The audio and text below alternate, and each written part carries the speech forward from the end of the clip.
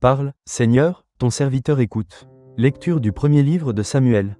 En ces jours-là, le jeune Samuel assurait le service du Seigneur en présence du prêtre Élie.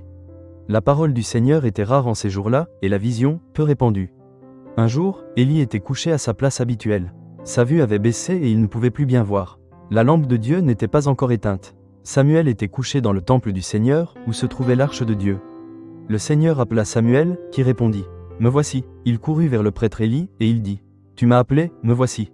Élie répondit. « Je n'ai pas appelé, retourne te coucher. » L'enfant alla se coucher. De nouveau, le Seigneur appela Samuel. Et Samuel se leva. Il alla auprès d'Élie, et il dit. « Tu m'as appelé, me voici ».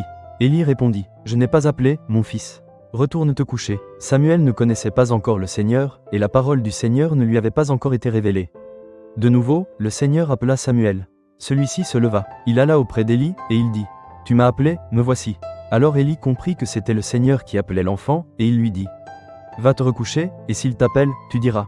Parle, Seigneur, ton serviteur écoute. » Samuel alla se recoucher à sa place habituelle. Le Seigneur vint, il se tenait là et il appela comme les autres fois. « Samuel, Samuel !» Et Samuel répondit. « Parle, ton serviteur écoute. » Samuel grandit. Le Seigneur était avec lui, et il ne laissa aucune de ses paroles sans effet. Tout Israël, depuis Dan jusqu'à Beerséba, reconnut que Samuel était vraiment un prophète du Seigneur. Parole du Seigneur. Pour la méditation complète, consultez le lien dans la description ou la vidéo suivante. Que Dieu vous bénisse.